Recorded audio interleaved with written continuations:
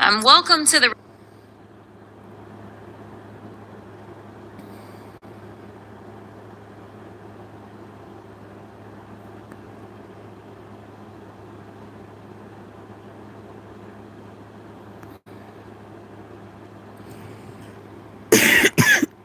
Oh God. Well, good morning, good morning, good morning. I don't want to stay too long with this one, but I just wanted to just bring this quickly to everybody's attention.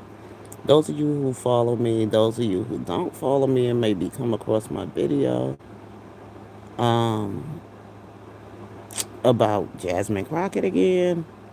Oh God, I really don't like talking about this woman. But we're gonna go into our Father's prayer before I get this conversation going. Our Father who art in heaven, hallowed be thy name. Thy kingdom come, thy will be done on earth as it is in heaven. Lord, give us this day our daily bread and forgive us our trespasses. We forgive those who trespass against us. Lord, lead us not into temptation, but deliver us from evil. For thou art the kingdom, the power, and all the glory, forever and ever. Amen. Yeah, so what I wanted to talk about this morning and everything, and I really didn't want to talk about her, but it just dawned on me that I was watching this hearing about um, the Smithsonian exhibits that are being looked into because it's being reviewed because it was very, sexual explicit stuff that was there, and it was just not right to place stuff like that in a museum around young people to see the displays. There's a lot of stuff at the museum, but this stuff had to go through review, and this stuff was disrespect. It wasn't. I wouldn't say disrespect. It just wasn't for to be on display. It wasn't stuff that you shouldn't put on display. It sends the wrong message to the minds of our young people who are in trouble today. They really are in trouble, and that's why we have to really be careful about people we put in leadership, and also people that we put in all kind of positions, even with the historians that put sexual explicit stuff on display for young impressionable people to see that, and not even young impressionable but just young people in general to actually be exposed to that. Some things in society has really truly gotten way too far out of line, and it needs to be examined, and it needs to be examined carefully. Okay, now what I'm saying is that we got Jasmine Crockett sitting up there. She's sitting on a hearing, whatever, questioning some things, but she wanted to make it more radical on her Democrat racial rhetoric. Okay, and I just get sick of it getting old and it's getting tired because can't black people just do their job without doing all the shenanigans and with all the performing and with all the rhetoric and all the racial slurs and the victim stories or whatever? Because Jasmine, that's not even where you came from. You know what I'm saying? You came through the American dream, so stop playing. Stop playing. Even though you might have came from, even if you came from a single parent household, you did not grow up on poverty. Okay, you probably grew up on struggle, but not poverty. It's a totally different thing. You had a mother that believed in, invested in your education, who worked and put you through school. You didn't experience none of that you be performing and doing out here on these in Congress. You don't look good. You don't. It doesn't look good, and it doesn't look right for your family. And they know you a performer. They know you a performer. They know doggone well that's all performance. And you don't care nothing about those people that you're supposed to be sitting in that seat representing. Because it's not about you when you sit there in that seat. It's about the people that you're supposed to be helping to get the funding that they need they for whatever it is. You don't have to be up there doing all of this rhetoric stuff and racial stuff and attacking the president all the time. The president, if you can't work with President Trump, then you can't work with nobody in Congress. That's what it tells me. When you got a problem with one president, but you didn't have a problem and you didn't check or vetted another president, then something is wrong with you. Okay? Because they all should have got the same vetting. They both should have got the same equal amount of treatment. No matter who you say nobody's above the law, then nobody's above the law. They all supposed to be checked when they're not moving right for the in the direction for the people. And that is what your job is supposed to do. President Trump had to come in and inherit a whole lot of bullshit. Y'all look for the stupidest things to sit down there to talk about when y'all need to be getting help for the people. Not for yourselves, but for the people. The man had to deal with all, he had to come in, his administration had to come in and deal with all this bullshit. There's no way exhibits like that should have been around in our museums of natural history and places where tourists come and have to see trash like that. Nobody was on the job looking at this stuff. You're supposed to see things that are not that needs to be placed in the communities of the people that you serve. You're supposed to make sure things are running right for them in their community, hearing their voices, and not attacking the president. And when they do that, you're supposed to say, "Well, I can't help you with that." We here to get the help you need, as far as for your children's child care programs and money for to get into your communities for education, after school programs, or whatever. We ain't here to hear about President Trump, okay? My job is to hear your voice to see what you need, your needs are, and I can address it to Congress. What's all this attacking the president for? He's on the job every fucking day. And he shouldn't have to be doing your job and his motherfucking job. Just like he has to do with this shit right now with New York and all these fucking people sitting in positions they don't belong in.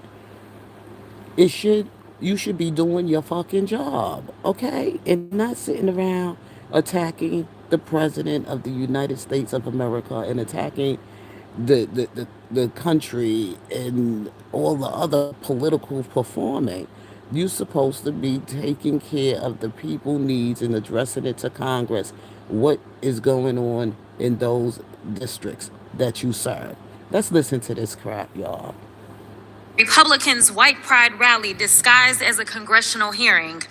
It might be uncomfortable for some people on this committee to hear about the true history of America, and I hate that for them, but facts are facts.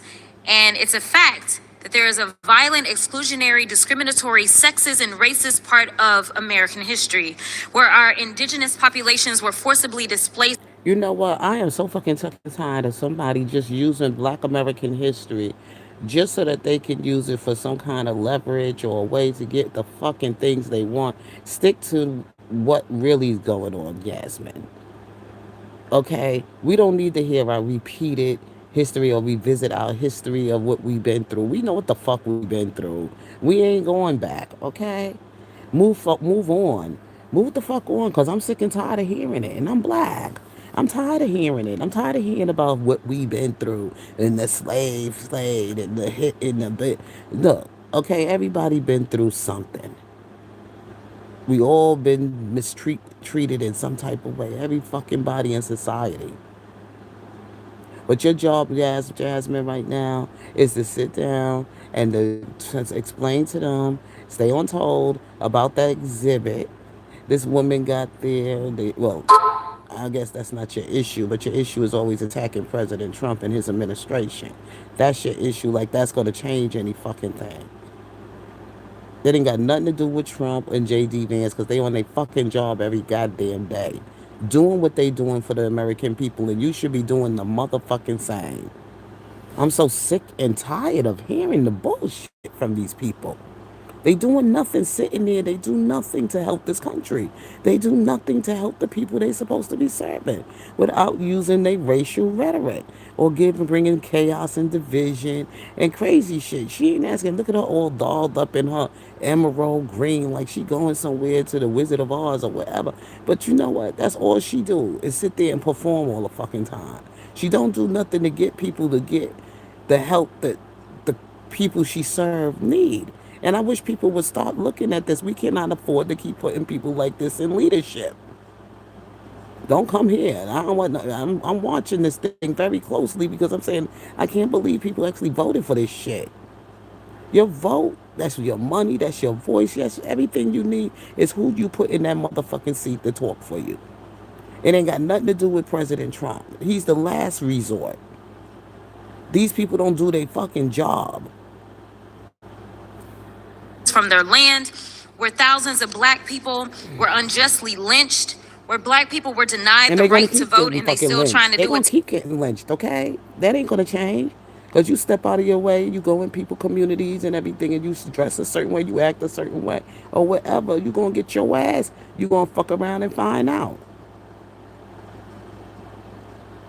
Be where you supposed to be and go where you supposed to go, and then learn some of the areas and the places that you go so you don't walk yourself into no motherfucking danger, and tell people to raise their motherfucking kids right.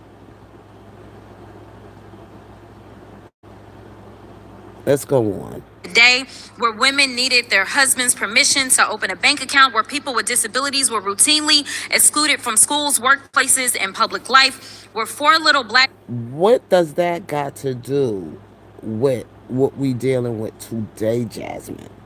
We going back into the 60s. We are in 2026, but we 60 years ago. Okay? We don't need to keep repeating that, and that's not the something you're gonna keep paying on people to get what the fuck you want. Just tell the fucking story about what's really fucking going on. We don't want to hear about the four little black girls that got bombed in the Baptist church on that Easter Sunday, and then these things happened. It had happened, but we gotta move on. We got past that. People was remorseful. People were already paid for that. People already cried about that. People already, we can't keep using this fucking, this as a scapegoat. Or this is a way that we have to get what we want because this is what happened, blah, blah, blah, blah, blah, blah, blah. That was fucking 60 years ago, Jasmine. And all of this stuff about the meal and all this other stuff. If you're going to get your reparations, you ain't got to be making no big, you know, get on board and everybody get on board together because everybody experience in history has been different. Different. Some people went on and did what they had to do, raise great generations of children in the whole goddamn nine that came through that damn slave shit. That they didn't let that shit take them and make or break them. They went on, they did what they had to do. They raised a good generation of children. They children went on, became doctors, entrepreneurs, and politicians, and all kind of great things came out of the struggle. And you are living proof because you didn't go through that shit, Jasmine. Or no, she didn't. And I'm tired of people using the 1960 civil rights for the people who did went through that. And I know my story. I know my history. And I don't need nobody else to keep revisiting it for me. When I'm ready to go visit some of my history and share it, I will do that. But right now, it's not about my black American history. It's about you getting the help for your constituents. You getting the things that need to be put in that, community. And it's not about President Trump. It's not, everybody heard the motherfucking story over and over and over fuck again. If you ain't teaching it to your children, then you just gonna be fucked up in this world. That's it. But I'm just saying, I know my story. girls were murdered by the KKK at the 16th Street Baptist Church. And a lot of this wasn't that long ago. In fact, three of those little girls would be 77 and one would be 74. More than 40 members of Congress serving right now would be older than them. Ruby Bridges, who was the first black child to desegregate an all-white school, is only 71 years old. More than 100 members of Congress serving right now are older than her. So attacks on the Smithsonian or any other institution that's willing to tell the true history of America is not only an attempt to rewrite history, it's an attempt to erase history. So, Dr. Blight, if Republicans are going to ban books, penalize schools and universities, attack museums, if states continue to change curriculum, where do Americans go to learn about the complicated, sometimes racist and violent parts of American history? Thank you for the question. I think they will have to keep going to the same institutions, and we have to keep fighting to preserve what we are doing in those institutions. They have to keep going to public schools. They have to keep going to their public libraries. They have to keep going to the great Smithsonian. Look, the purpose of history is Can't to erase it. enlighten us, inspire us, trouble us, bother us, sometimes make us angry. I find it hard to believe that a young person could go through the Museum of American History and not come out at least inspired with the single most important thing, a sense of the past, a sense of history. Americans have to keep going to those places they trust. We have to keep those institutions trustworthy. Thank you so much. In fact, that takes me to Dr. Hardig. They accuse you and the Smithsonian of sowing division in this country. However, before the White House deleted it, the Departments of Justice and Homeland Security found the biggest domestic threat to the United States is violent white supremacists. So I have a couple of questions for you. First, to the best of your knowledge, has the museum ever been linked to any violent act that has occurred in the United States or against the U.S. government? Thank you, ma'am. Not to the best of my knowledge. I don't think many of these white supremacists can even read, but to the best of your knowledge, can you identify a single artifact in your museum that would divide the country? To the best of my knowledge, ma'am, no. I hope that they unite the country through a shared understanding of our past. Do you think or do you ask the political affiliation of any of your employees before you hire them? Absolutely not, ma'am. It's against the Hatch Act of 1939. I'm glad that you know the law, but nevertheless, do you ask if they've donated to political campaigns?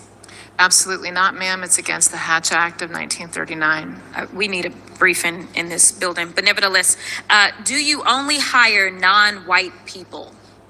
No, ma'am. In fact, almost 60% of the Smithsonian's total workforce is men, and more than 50% is white. 90% of Smithsonian employees making senior level pay are white, and 60% of them are men. I don't understand this fetish that these white guys with fragile egos have with trying to feel oppressed. It reminds me of the same people MLK was referring to when he said, quote, they believe that You know what? I'm sick and tired of people just saying, oh, they were white, they were this, they were that. Excuse me. How many black men you find that have the interest of becoming a historian? Very rare. If you do find any, let me know. If you do find any, let me know that's been denied access into being working for the Smithsonian Museum of Natural History. Nobody stops you from becoming nothing that you want to become. It's your story. It's your passion, and if it's in you, it's in you. Can't nobody stop you from becoming a historian, whether you black, green, purple, or blue. Nobody can tell you you can't be a historian and work at the museum, the Smithsonian Museum of Natural History. That's something that comes in people's heart. That's their passion. They like studying history. Like that older man just said, it's history. And if you go through history, you're going to find some things that's going to make you upset. But that was history. And that's the same way I'm trying to say about Jasmine. You want something for Black America? Let's stay what's taking place today. Let's not go back to history because right now none of that is happening in history besides a few people getting, the stories we see popping up all the time on these headlines about black young men that was lynched and the one that just happened in the pool area and the pool or whatever that stuff been going on. I didn't really follow much of it. I don't know these people. I don't know them. It's not happening around my community where I live.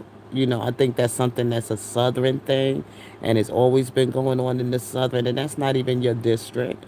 That's not even that's not even supposed to be where you're supposed to be talking about right now, because you're supposed to be talking for the people in Texas right now, and you're supposed to be talking for the people in the District of Texas where you serve right now. What are the needs over there? Not what's going on in Mississippi, Alabama, Maine, whatever other states there is. It's not happening in your state. So why the fuck do you? What that got to do with the people you supposed to be sitting down representing? See, that's what I don't understand. This is the messy people y'all be putting in y'all seat because y'all have prejudice. Y'all prejudice. And I'm not saying just white people. I'm saying black people as well because y'all prejudice. Y'all think every white person is out to do y'all some injustice. And that's not always true. I look at people because I look at their passion. I look at their work ethic. I look at their skill, their credibility. I don't look at the skin color. I got to look at you because I know you can do the job. And I see the passion in you. And I see that you are genuine. That's when you screen people for. You don't screen, oh, white boy, oh, he's a good one. Because that's not always true. That's stereotypical. Well, let's go on. American society is essentially hospitable to fair play and to steady growth towards a middle class utopia embodying racial harmony. But unfortunately, this is a fantasy of self deception and comfortable vanity. I want to go back real quick, though, Dr. Blight, because you talked about the World Cup. The World Cup that captured the imaginations of the entire world when they saw all of these people of color that was playing for all these teams. And ultimately, if you recall, the last two. This is why fathers are needed in the household. Truly, truly, this is why fathers are needed with their daughters. Because anytime these women grow up calling themselves being raised by strong black women, this is the kind of attitude they grow up to have when they have to deal with public speaking or addressing issues or whatever. They still angry at the fact that they had to grow up without fathers. So they come on stage and this is the performance. This is what you see. Because their mothers and them became friends, and their mothers and them taught them how to be sassy young ladies, and think it's cute and think it's all right to try to challenge a man's on certain subjects or on topics or whatever because she came back like she's so cute, like she talking so cute. But you could tell when a dad raised his young lady and how she addressed men in the room when she talks to them without being um, flirty and sarcastic and foolish like that. You can tell when they grow up if they had a father and they know how to do things in the right order. Y'all always talk about the men having fathers, but look at some of these females that grew up without the father in the household and how her conduct is. Teams, it was Argentina and Spain. And it seemed like the vast majority of the world was rooting for Argentina, or actually against Argentina, right? And why was that? Just give me an explanation if you could guess. If you'll just let them finish the answer. Spain had the best team. Maybe that's why they were rooting for them. Thank you. You know what she was looking at? She was looking at the fact that there was no black players on the team. Looking at things like that. Everybody deal with their prejudice in every different types of ways. But me, I'm looking at it like this, Jasmine. You are not qualified. And if President Trump have to get rid of you, that's the reason why he has to get rid of you. Because of you're not qualified. Simple as that. This is a serious matter. It's so much work that's ahead to do, and you want to sit up there and you want to clown, and you want to be stupid, and you want to stall time, and we ain't got time to stall. We can't afford people like you no more in our government or sitting out here representing the people that you're supposed to represent in the state that you live in. Because first of all, you didn't grow up in none of the things you up there saying about these poor black girls and these black boys. You didn't grow up and experience none of that trauma. Or you went through life and everything with a mother that paid for your education, made sure she invested very well in your education for the future, worked hard to make sure she gave you a quality education. You came from St. Louis, girl, guy. People need to start doing your research and find out these people's story before you really get invested in them. Okay, so they don't be playing on your intelligence. And that's exactly what happened to these young people today, because this is very serious, because these are the kind of people who set in the role for the next generation. And we can't afford this in America to linger on. We have to start cracking down on people's public behavior and some of the things that they do put out there in the public and say, because we have to watch out for what we have for the future.